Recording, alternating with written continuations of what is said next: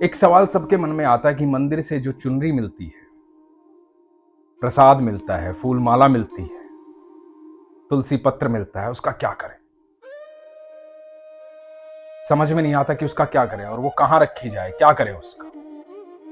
तो आज इस सवाल का जवाब मैं आपको देता हूं। आपको जो चुनरी मिलती है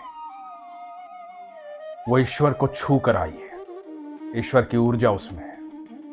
उसको हमेशा संभाल के रखें। जब भी घर में किसी भी प्रकार का संकट आए, आपकी संतान पर, पति पर, भाई पर, बहन पर, किसी भी प्रकार का कोई संकट आए, कोई रोगग्रस्त हो जाए, किसी भी तरह की दुविधा में हो, उस चुनरी को लें और अपने सर से उसार दें, माथे पे लगा लें और भगवान का ध्यान करें और फिर देखें उस ऊर्जा का चमत्कार। जो फूल मालाएं आपको मिलती हैं, फूल आप लेकर आते हैं, उसका खाद के रूप में प्रयोग करें।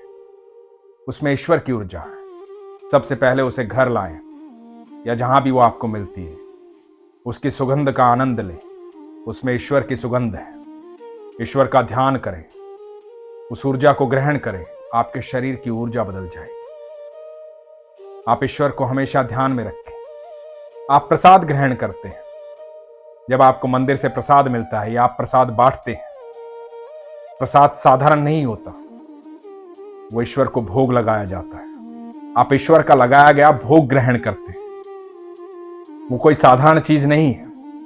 इसलिए जब भी उसका कण कण भी अपनी जीवा पर रखें तो उस अमृत रूपी प्रसाद का आनंद लें, ईश्वर का ध्यान रखें।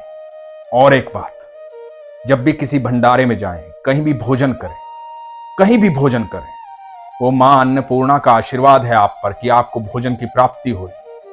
आपकी आत्मा को तृप्त करने के लिए आपके शरीर को तृप्त किया जा रहा है ईश्वर के द्वारा, क्योंकि आपको भोजन की प्राप्ति हो रही है। हमेशा ये सोचें भोजन करते वक्त कि भोजन साधारण नहीं है, वो स्वयं कृष्ण है और भोजन को छोड़ना कृष्ण को छोड़ने के बराबर है। तो कभी भी भोजन को झूठा ना छोड़ें, क्योंकि इसी दुनिया में बहुत सारे लोग ऐसे हैं जिनको भोजन प्राप्त नहीं होता है।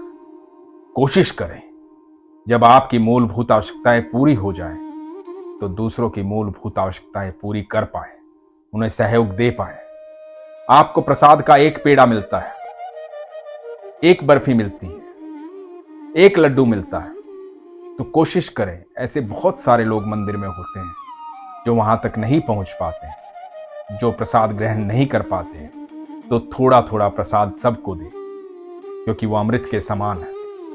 हम बहुत सारे लोग क्या करते हैं, मंदिर से प्रसाद मिलता है, ज्यादा मात्रा में ले भी आते हैं, उसके बाद ग्रहण भी कर लेते हैं, वो रखा रखा खराब हो जाता है, फिर उसे गलियों में डाल देते हैं, फिर अंत में कोई बता देता है जाओ गाय को दे आओ, पाप नहीं लगेगा।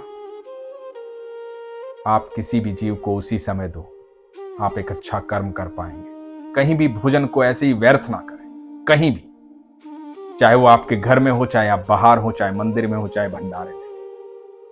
तो याद रखना, आज के बाद जब भी मंदिर से चुनरी मिलती है, प्रसाद मिलता है, फूल माला मिलती है, उसका सही प्रयोग करें। अपने विश्वास को मजबूत रखें, अपना ख्याल रखें। हरे कृष्ण।